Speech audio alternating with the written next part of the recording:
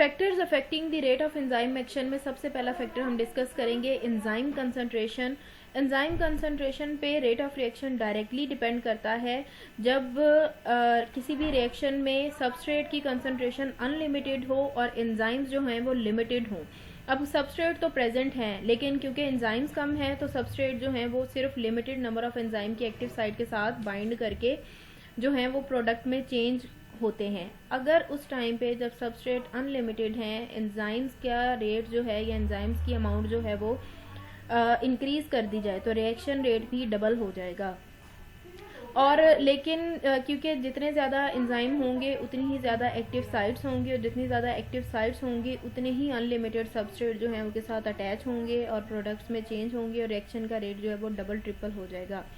लेकिन एक certain limit तक इसके बाद जब जो है वो एक सर्टेन लिमिट पे आकर सबस्ट्रेट भी रिएक्शन का रेट जो है वो एंजाइम के रेट के ऊपर डिपेंड नहीं करेगा, क्योंकि जब सारी एक्टिव साइट्स जो हैं वो फिल हो जाएंगी सबस्ट्रेट से, उसके बाद अगर और एंजाइम्स आएंगे भी तो रिएक्शन का रेट जो है वो इंक्रीज नहीं करेगा। तो एक सर्टेन लिमिट तक रिएक्शन का रेट जो है वो डिपेंड करता है एंजाइम की इंक्रीमेंट पे। नेक्स्ट आ जाती है सबस्ट्रेट कंसंट्रेशन। जब सबस्ट्रेट कंसंट्रेशन लो होती है तो रिएक्शन का रेट जो है वो डायरेक्टली अवेलेबल सबस्ट्रेट की कंसंट्रेशन पे होता है। जितने ज़्यादा सबस्ट्रेट आते जाएंगे उतना ही ज़्यादा रिएक्शन का रेट जो है वो इंक्रीज होता जाएगा, क्योंकि ऐसे टाइम में एंजाइम्स तो अवेलेबल होते हैं लेकिन सबस्ट्रेट कम होते हैं। तो फिर जैसे जैसे जितने जितने सबस्ट्रेट आते जाएंगे वैसे वैसे रिएक्शन का रेट भी इंक्रीज होता जाएगा। लेकिन एक सर्टेन लिमिट पे आके अगर सबस्ट्रेट का रेट आप इंक्रीज कर भी दें फिर भी रिएक्शन का रेट इंक्रीज नहीं करेगा, क्योंकि जितने एंजाइम्स होंगे, जितनी एक्टिव साइट होंगी वो सारी की सारी सबस्ट्रेट से फिल हो जाएंगी। उसके बाद अगर एक्स्ट्रा सबस्ट्रेट आते भी हैं तो उनका कोई फ़ायदा नहीं होगा।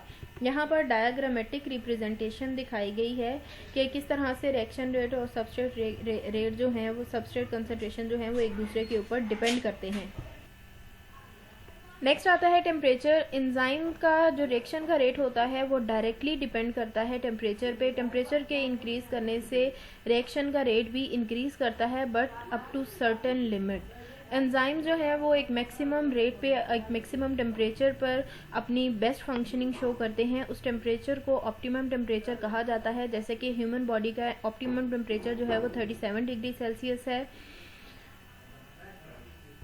हीट जो है वो एक्टिवेशन एनर्जी को इंक्रीज करती है, इसी वजह से रिएक्शन जो है वो हाई टेम्परेचर पर इंक्रीज कर जाते हैं। रिएक्शन रेट जो है वो हाई टेम्परेचर पर इंक्रीज कर जाता है। जैसे जैसे हीट सप्लाई होती जाती है वैसे वैसे मॉलिक्यूल के दरमियान जो काइनेटिक एनर्जी होती है वो भी इंक्रीज करती जाती है और रिएक्शन का रेट जो है वो इंक्रीज करता जाता है। लेकिन एक सर्टेन लिमिट पर जाके अगर बहुत ज़्यादा हीट दी जाए तो वाइब्रेशन जो एटम्स के दरमियान होती है वो बहुत ज़्यादा होने लग जाती है, और वो इतना ही ज़्यादा हो जाती है वायलेंट किस्म की कि एंजाइम का जो ग्लोबुलर स्ट्रक्चर होता है वो ख़राब हो जाता है, एंजाइम की डीनेचुरेशन हो जाती है और रिएक्शन जो है वो कम्प्लीटली तौर पे स्टॉप हो जाता है। तो एक ऑप्टिमम टेम्परेचर तक, एक ऑप्टिमम रेंज तक एंजाइम का रेट जो है वो टेम्परेचर के बढ़ने से बढ़ता है रिएक्शन का रेट, बट उसके बाद जो है एंजाइम जो है उसकी डीनेचुरेशन हो जाती है। ये डायग्रामेटिक रिप्रेजेंटेशन शो की गई है कि रिएक्शन रेट जो है ऑप्टिमम टेम्परेचर पर जो है वो मैक्सिमम है, लेकिन उसके बाद ऑप्टिमम टेम्परेचर के बाद जब टेम्परेचर इंक्रीज किया तो एंजाइम की डीनेचुरेशन हो गई। In the same way pH जो है उसका भी एंजाइम की रिएक्शन पे बहुत ज़्यादा इफ़ेक्ट होता है। एक नैरो रेंज के अंदर जब एंजाइम जो है पीएच जो है वो इंक्रीज होती है तो वहाँ पर एंजाइम अच्छी फंक्शनिंग शो करता है, वो उसकी ऑप्टिमम पीएच होती है जहाँ पर एंजाइम बेस्ट फंक्शनिंग शो करता है। अब उसके अंदर अगर स्लाइड चेंज भी आए पीएच के अंदर तो अमाइनो एसिड की जो आयनाइजेशन होती है वो चेंज हो जाती है और एक्टिव साइट पे जो स्ट्रक्चर होता है वो वेरी कर जाता है, और जो सबस्ट्रेट की आयनाइजेशन होती है उस पर भी इफेक्ट पड़ता है। और ये जो सारी कंडीशंस होती हैं इसकी वजह से एंजाइम की एक्टिविटी जो होती है या तो वो रिटार्ड हो जाती है, कुछ देर के लिए रुक जाती है, या फिर कम्प्लीटली ब्लॉक हो जाती है। तो एक्सट्रीम चेंजेस जो पीएच में होते हैं उसकी वजह से एंजाइम के अंदर जो बॉन्ड होते हैं वो ब्रेक हो जाते हैं और एंजाइम की डीनेचुरेशन हो जाती है। तो आपको ये शॉर्ट क्वेश्चन ये इंपॉर्टेंट है, आपको आ सकता है कि किस तरह से एंजाइम की एक्टिविटी पे टेम्परेचर, पीएच का या फिर एंजाइम कंसंट्रेशन का बाकी चीज़ों का किस तरह से असर पड़ता है। यहाँ पे कुछ एंजाइम्स की ऑप्टिमम पीएच दी गई हैं, जैसे कि पेप्सिन की 2 होती है, सक्रेज की 4.50 होती है, एंटीरोकाइनेज की 5.50 होती है, सेलिब्री अमाइलेज की 6.80 होती है, कैटालेज की 7.60 होती है, काइमोट्रिप्सिन की 7 to 8 होती है, पेनक्रियाटिक लाइपेज की 9 होती है और आर्जिनेज की 9.70 होती है। तो ये ऑप्टिमम पीएच जो हैं वो कुछ शो की गई हैं जिनके ऊपर एंजाइम बेस्ट फंक्शनिंग शो करते हैं। इन पीएच से ऊपर नीचे अगर हो तो एंजाइम अपनी फंक्शनिंग सही से शो नहीं करता। नेक्स्ट आ जाते हैं इनहिबिटर्स। आपके कोर्स में नहीं है, इनके बारे में वैसे जनरली देख लें कि इनहिबिटर वो सब्सटेंसेस होते हैं जो कि एंजाइम के साथ आकर सबस्ट्रेट की जगह बाइंड कर जाते हैं। जब इनहिबिटर किसी भी एंजाइम के साथ आके बाइंड करता है तो वो उसकी एक्टिविटी को रोक देता है, क्योंकि इनहिबिटर कभी भी प्रोडक्ट में चेंज नहीं होता, वो सिर्फ और सिर्फ एक्टिव साइट को ब्लॉक करने के लिए आता है। अब वो परमानेंटली भी उसको ब्लॉक कर सकता है और टेम्परेरी भी कर सकता है। ये भी हो सकता है कि वो कुछ देर के लिए एंजाइम के साथ अटैच हो, कुछ देर के लिए उसकी एक्टिविटी को इफेक्ट करे, उसके बाद वो वहाँ से चला जाए और एंजाइम जो है वो फिर से ठीक हो जाए और वहाँ पर कोई भी सबस्ट्रेट दोबारा से आकर जो उसका स्पेसिफिक सबस्ट्रेट है वो आके लगे और वो प्रोडक्ट में चेंज हो। लेकिन कुछ ऐसे भी एंजाइम्स होते हैं, कुछ ऐसे भी इनहिबिटर्स होते हैं जो परमानेंटली आके एंजाइम के साथ लग जाते हैं, उसको परमानेंटली ब्लॉक कर देते हैं, ना फिर वो उसको छोड़ते हैं और ना कभी उसके साथ कोई आके सबस्ट्रेट लग सकता है और ना ही वो प्रोडक्ट में चेंज होता है। तो इनहिबिटर्स की भी डिफरेंट टाइप्स होती हैं। बेसिक इसकी 2 टाइप्स हैं, इरिवर्सिबल एंड रिवर्सिबल, और जो आगे रिवर्सिबल है उसकी भी फर्दर 2 टाइप हैं, कम्पिटिटिव और नॉन कम्पिटिटिव। तो इसका आपने जस्ट जनरल सा देखना है। बाकी आपने सब एंजाइम का जो है वो आपकी जो कोर्स पैक पे दिया गया है उसको भी देखना है, उसके अंदर से भी आइडिया लेना है। जैसे कि आपको क्लास में वो पढ़ाया था तो आपने वो भी देखना है, तो उसको भी आपने पेपर के लिए तैयार करना है। नेक्स्ट यहाँ पर दिया गया है कि एंजाइम्स के स्पेसिफिक एंजाइम्स की टाइप्स दी गई हैं यहाँ पर। तो अब हम इन टाइप्स को देखेंगे कि बेसिकली एंजाइम्स की टाइप्स जो हैं वो कितनी हैं और कौन कौन सी हैं।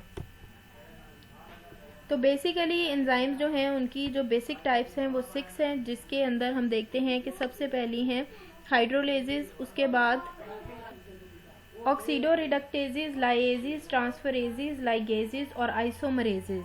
ये आपको क्लास में मैंने लिखवाया भी है, इसके नोट्स भी आपके पास प्रेजेंट हैं, तो वहाँ से आपने इनको करना है। सबसे पहले हैं ऑक्सीडोरिडक्टेजेस। ये ऐसे एंजाइम्स होते हैं जो कि ऑक्सीडेशन रिडक्शन रिएक्शंस को कैटालाइज करते हैं। यहाँ पर ये कंट्रोल करते हैं इलेक्ट्रॉन की मूवमेंट को। जब इलेक्ट्रॉन एक मॉलिक्यूल से दूसरे मॉलिक्यूल की तरफ जाते हैं तो उनकी मूवमेंट को जो कंट्रोल करते हैं उनको ऑक्सीडोरिडक्टेजेस कहते हैं। नेक्स्ट आ जाते हैं ट्रांसफरेजेस।